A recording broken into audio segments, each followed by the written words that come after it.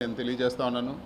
రాజకీయంగా అంటే ఏదైనా రాజకీయాలు ఎలక్షన్లప్పుడు రాజకీయంగా కొట్లాడలే కానీ చిన్న చిన్న వాళ్ళపైన వచ్చి వాళ్ళ ఆస్తులపైన ఈరోజు వాళ్ళ కుటుంబ సభ్యులపైన వాళ్ళ వెహికల్స్ కానీ లేకపోతే ఇంకా కూడా దారుణమైన విషయం ఏమంటే పుంగనూరు నియోజకవర్గంలో పేదవాళ్ళు ఆవులు మేపుకొని బతికే వాళ్ళు ఆవులు దొంగతనం చేసి తీసుకెళ్ళిపోవడము, కళ్యాణ మండపాలు కూల్చడము, ఈరోజు దారులు ఇవ్వకుండా అడ్డగించడం, ఇన్ని కూడా ఘోరంగా జరుగుతూ ఉన్నాయి.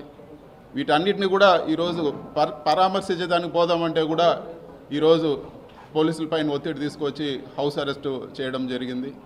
ఒక ఎంపీగా నా నియోజకవర్గంలో తిరగడానికి కూడా ఈరోజు నా నియోజకవర్గ ప్రజల్ని కలవడానికి కూడా ఈరోజు రెస్ట్రిక్షన్స్ పెట్టి తిరగనీయకుండా, ఇది వరకు షెడ్యూల్ పెట్టుకుంటే పోలీసు వారు ఇంకొన్ని రోజులు పోనీయండి సార్, ఎలక్షన్ అయింది ఇప్పుడే కొన్ని రోజులు పోనీయండి అని, మరి ఈరోజు కూడా హౌస్ అరెస్ట్ చేసి ఆపాల్సిన అవసరం ఏముందని చెప్పి కూడా నేను అడుగుతా ఉన్నాను.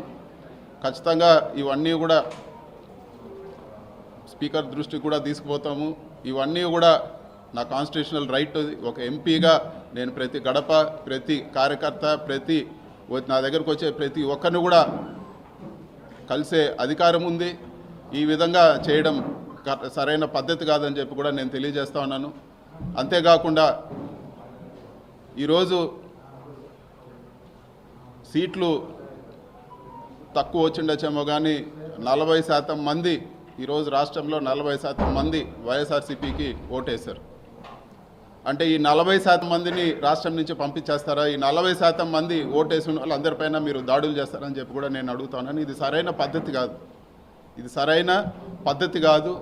ఇలాంటి దాడులు, ఇలాంటి చర్యలు మంచి పద్ధతి కాదని చెప్పి కూడా నేను తెలియజేస్తున్నాను. అధికారము ఎప్పుడు కూడా ఎవరు కూడా శాశ్వతం కాదు. రాష్ట్రంలో ఎన్నోసార్లు పార్టీలు వచ్చినాయి పోయినాయి కానీ ఇలాంటి సంస్కృతి రాష్ట్ర వ్యాప్తంగా ఇది ఒక కొత్త ఒరవడికి తెరలేపారు. ఇది మంచి పద్ధతి కాదని చెప్పి కూడా నేను తెలియజేస్తున్నాను. ఖచ్చితంగా క్యాడర్కు, వైఎస్ఆర్సీపీ నాయకులు అందరూ కూడా చెప్పేది ఏమంటే ఖచ్చితంగా ఈ ప్రతి ఒక్క కార్యకర్తకు అండగా ఉంటాము. సాయశక్తుల ఏ ఇబ్బంది వచ్చినా కూడా ప్రతి ఒక్కరు కూడా అండగా ఉంటామని చెప్పి కూడా ఈరోజు మీడియా ముఖంగా నేను తెలియజేస్తున్నాను. ఈరోజు ప్రోగ్రామ్కి మీరు వెళ్ళడానికి లేదు, మిమ్మల్ని ఈరోజు ఇక్కడే హౌస్ అరెస్ట్ చేయాల్సి వస్తూ ఉంది. మీరు మళ్ళీ కూడా మాకు ఇన్ఫామ్ చేయండి, మళ్ళీ కూడా మేము ఇది చేస్తామని చెప్పి ఇదివరకే నేను ఇన్ఫామ్ చేసి వచ్చాను. మళ్ళీ ఎందుకు చేశారని చెప్పి కూడా నేను అడగడం జరిగింది. విత్ ప్రొటెస్ట్ కూడా సైన్ చేసి ఇవ్వడం జరిగింది. కేవలం ప్రజలకు దూరం చేయలేని కక్షతో ఈ విధంగా వ్యవహరిస్తున్నారు అనుకోవచ్చు. ఈరోజు చెట్లు నరికేశారు, ఈరోజు ఇల్లులు కూల్చేస్తారు.